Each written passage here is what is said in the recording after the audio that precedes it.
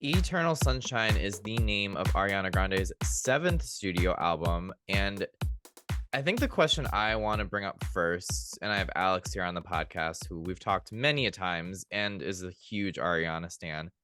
I think the first thing I want to address is, was this something we were expecting from Ariana?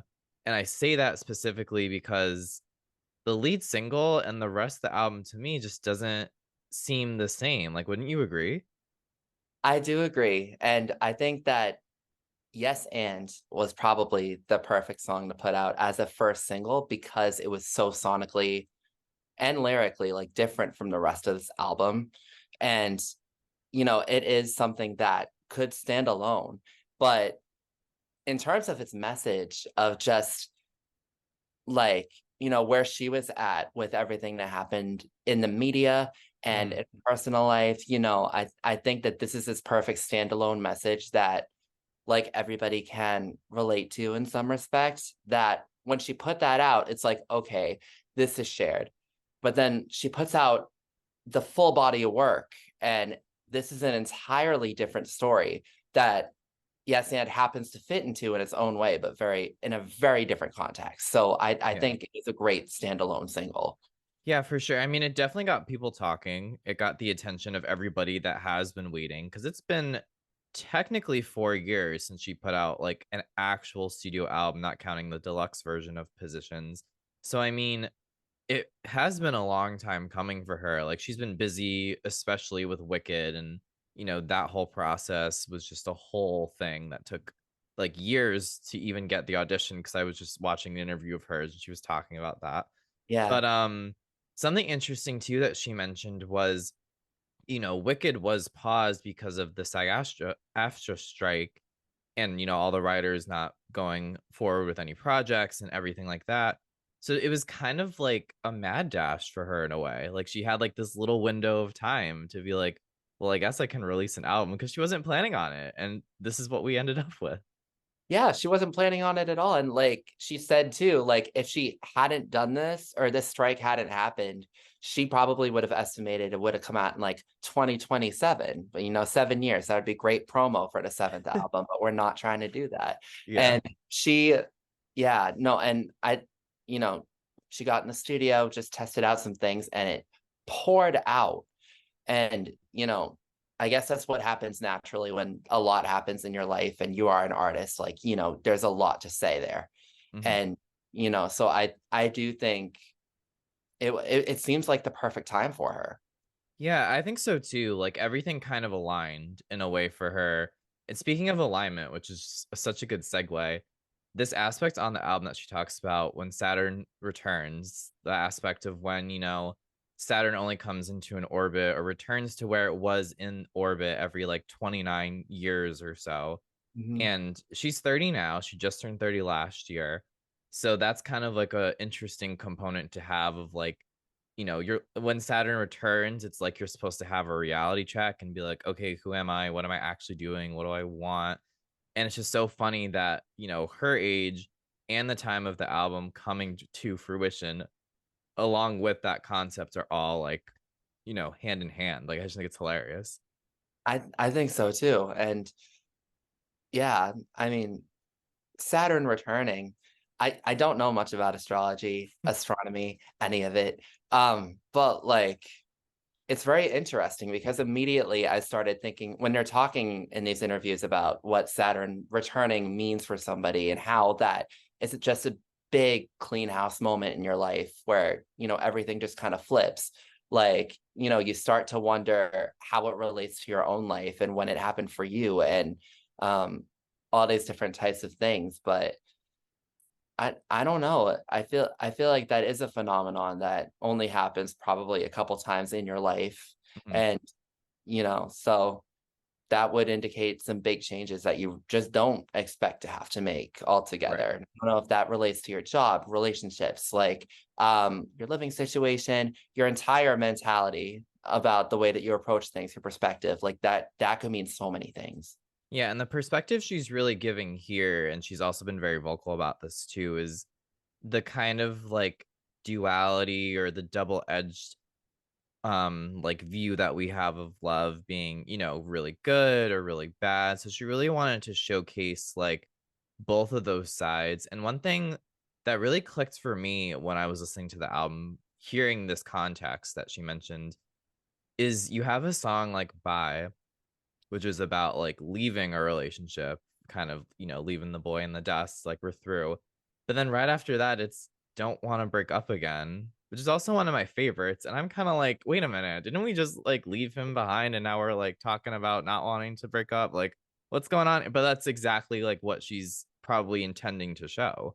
Exactly. And by the hook is very simple, very like breakup pop song, like bye, I'm leaving, and but when you listen to the verses as well as, don't want to break up again, you can tell that she's showcasing so many parts of a relationship that I think we think so black and white that when we hear things like, oh, he turned off the TV, or he turned up the TV so he doesn't have to hear me cry, we're like, oh, leave him, dump him, he's trash, and but she is putting these negative aspects of a relationship that genuinely do happen and cause these feelings along with these simultaneous positive feelings about it, like you Hmm. don't want to leave, you want to try to make it work, like it's very sad to let somebody go even if they were super toxic for you because of the life you shared together. Hmm. And I think that it's important to look at it from all aspects, and that's kind of what she's helping us do here. And she mentioned too, these were songs that she wrote when she was in a very vulnerable, like emotional place. I wasn't able to track down, I don't know if you saw Alex, like what exactly time frame she was in.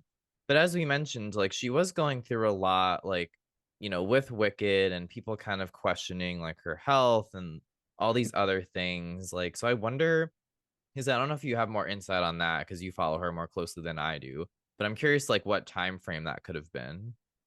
So she put out a video kind of like around this time last year where she was talking about, and she never does this. She went to TikTok to say, like, hey, I know you guys have been like talking about my body a lot. And, I don't know if it's out of concern or out of criticism, but like, we should just learn to comment on people's bodies less positive or negative because you never know what kind of effect that can have on somebody. Right. And of course, people just kept on going as they Mm, do. Um, you know, from what we have seen through like media headlines and stuff, she has gone through a lot in her love life, yes. Um, and so and there have been a bunch of allegations put out there about her. And, there's just this big thing of like, we hear what we hear and then people are left to kind of connect the dots and create their own narrative and, decide for themselves what they think happened. And, you know, meanwhile, she's, grieving the loss of a relationship. She is, she's finding herself through a character that she's playing. Like there's just so much happening altogether, so Yeah. it's a lot. There was a lot, I think, that she was going through just in terms of changes in her life that we were only seeing glimpses of and the parts that people wanted to focus on. Hmm. And a lot of that obviously inspired Yes and like the lead single. And I Hmm. also, part of what you're saying too is reminding me of the second song she's pushing as the second single, We Can't Be Friends, kind of talking about that mourning of a relationship, but also what we said earlier about like not wanting to let it go, or it's hard to let go because you obviously share a portion of your life with somebody and it makes it difficult. And that video has just been all over social media, like, trigger warning, if you try to watch it and you're not in a good place emotionally, or if you are in a good place emotionally, but just really sensitive, you will cry. Like, I teared up watching it because it just captures such a really good image of what we said earlier. Like, you may not want to get rid of somebody completely from your life, like the memory of them, but you might have to in order to move on and like not feel stuck anymore. Exactly. And that video altogether put the song into an entirely different context, and I honestly I teared up so bad when I think the camera cut to her when she was having a memory deleted and she started crying because she's like she was Mhm. like, not this one, keep this one, please. Like that broke my heart altogether. Yeah. But it's so true. Like, I feel like that captures the concept of the album. It kind of made it into a scene from the movie that inspired it, Eternal Sunshine of the Spotless Mind, about, you know, trying to erase your memories of someone in a literal sense. Hmm. But I feel like the video captured that song very well. And, that song is at times a ballad, at times a dance track. Those lyrics are deeply, deeply emotional, Hmm. and I just thought it was beautiful. And the video, just, I cannot rave enough about it. It did a great job at, expressing the emotions behind this album. Yeah, no, I agree. Like I said, if you and she likes to throw this out in interviews too. She's a Cancer, she's emotional. So I was thinking about that too. I was like, well, it shows in this, and if you are also a Cancer slash emotional, like it will touch you. Like trust. I'm like, and you brought up another good point too. Like I was thinking about this album and how there aren't really like most of the songs are in that vein of being very like subtle, emotional, like a little bit softer ballady, and it made me wonder, like Ariana Grande is so known for like her hits, like her bops, like Seven Rings and Into You and like all these other songs. Like you can go on and on and on. So I mean, like, do you feel like what are the bops on this album? Like I feel like to me, like The Boy Is Mine could be considered one. That one's like kind of uppity. Yeah. I mean, it's weird because some of these songs, like, they sound like bops when their initial listen. You look at the lyric page, you're like, oh my God. Like, and but I think sonically there are a bunch of bops, like Bye, big Hmm. one.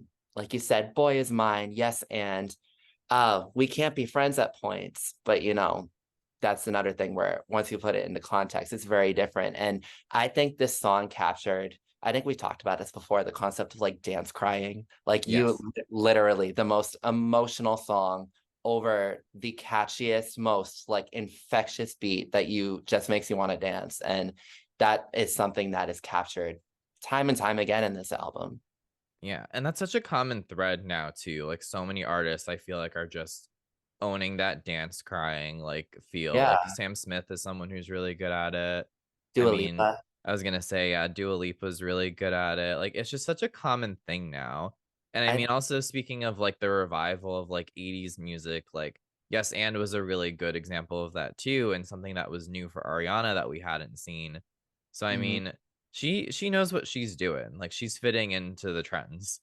Exactly. And, you know, fitting into what music has become today, it's also something that's inspired her forever. Like, Yes and interpolates Vogue. Like, that's very much what the kind of vibe you get out of it. And she has loved Madonna since she was very little. That's one of her main inspirations. So I think that she was able to kind of create something that was very, very her, that is also, current with music while shifting music a little bit. Hmm.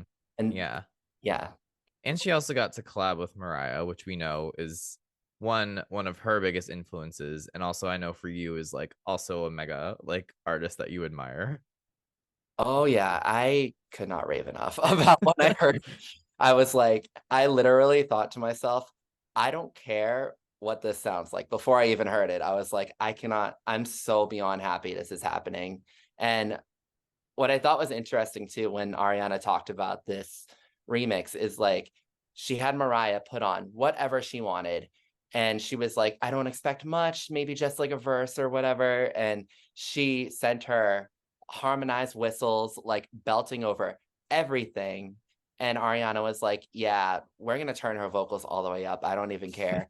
And I just thought that that was a great moment, especially over the years, like, people have been constantly, especially when Ariana came out, they were like, oh, she's obviously very inspired by Mariah Carey, the way that she sings and um, her music and everything. And I thought this was a big full circle moment. And this is kind of the first time she's always praised Mariah, but I think maybe due to the comparisons, this is kind of the first time where she was like, yeah, she is my main inspiration for singing Mm. and songwriting altogether. Yeah, she was like owning it in a way from what you're saying. Yes. Yeah. What are some other songs that stand out to you? I'm looking at my list and I think like Also, Supernatural was one that I thought was really, really good. That one's been getting a lot of buzz on TikTok in particular Yes. too. Yes, Supernatural for sure is one of my top favorites. I heard that and sonically it just feels so like it's one of those songs that just puts you in a zone and carries you throughout. I sonically like the hook is beautiful, and it's one of the songs on here where she decided not to be so discerning about when she belts out. Like that last Mhm. chorus, she is belting out. Like she's doing everything that like, someone who listens to Ariana Grande for her vocals wants to hear, So I thought that was absolutely beautiful. Um Another track that grows on me more and more time every more and more times that I hear it is Imperfect for You. I Mhm. think when I first heard it, I was, you know, I did like it a lot, and then I saw her perform it live on SNL, Mhm. and then I started to listen to it more and get more into the message about just, somebody appreciating you because you're imperfect, which sounds a little bit cheesy, but the way that she executed it, it's beautiful.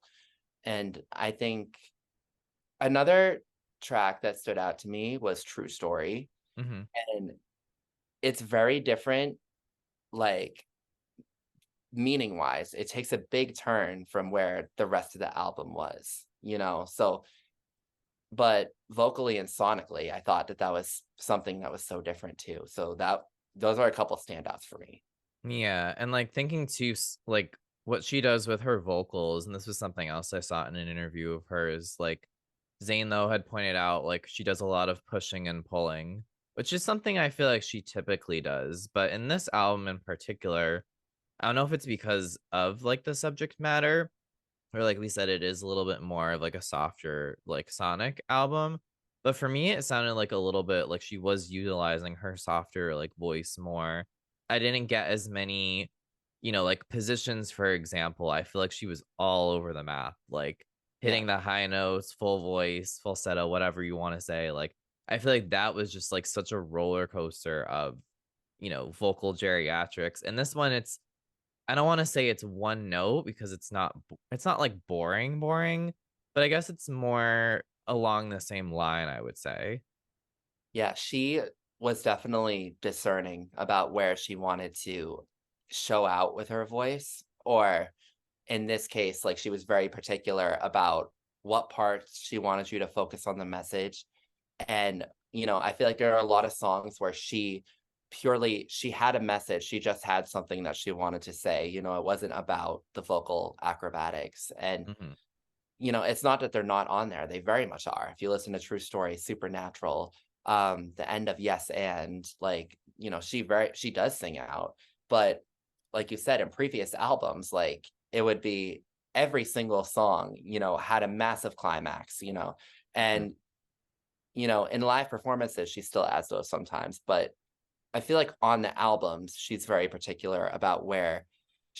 very particular about where she puts her voice and the delivery because she wants you to feel a certain thing when you listen to that part of the song. Yeah, and you just reminded me of another thing that she mentioned was distinguishing herself as Ari, the performer and singer, and then Ari, like, the human in person, which I Mhm. think is exactly based off what you're saying. That's what she's doing with Eternal Sunshine. She's like, Yeah. you know, she's been doing this for a decade, like a little more. Like she's obviously been around the bush. She has tons of hits, like collabs, like you name it. She's one of the top artists in the like world. Mhm. So she doesn't need to prove herself anymore. Like she's done all of that. So now this is like in a way it's like her Mariah moment of saying I'm much more than just a voice. Like I have a story to tell. Exactly, and yeah, I think that's beautiful to see, and you're right, there's a big, like, characterized version of Ariana Grande. I think people think of the girl with the long ponytail and the thigh-high boots, like, standing at the mic and hitting whistle notes for, like, God knows how long, and, that's not and I think she got into that mindset too by what she's been saying, and while she's dealing with all this, and so she's like, I feel like it must have been a constant cycle of like, being super insecure and, impulsive decisions and dealing with all this stuff, and then you got to put on a mask and Mhm. become this characterized person. Like, it can't be too healthy a cycle. And so Yeah. I think that her meeting her where she's at and putting that into the art is probably what she needed the most in her career to be most comfortable performing and writing again. Yeah, and I mean, you see it in her, like, physical image too, like, obviously, we've heard rumors and speculations about her losing weight and like, being unhealthy, and she's not, like, she's very I would argue, like, she's very skinny, but she's not, like, malnourished level skinny, but even just, she did the Oscars this weekend, she did SNL, like you mentioned, like, she looks, like, well, like, she just looks like she's in a good place, and, despite all these things that people are throwing her way, like, she's wearing it very well, and even speaking of image, like, she has, like, 3 different, like, album covers for this album, which is, He like has 7. Like, it's insane. see, I didn't even know there was I've only seen the 3 where it's her with, like, the red gloves and the white top, the close-up, which was, like, the Yes and single art, and the one with the back of her head with the blonde and all that, so I didn't even Yeah. know there were 7.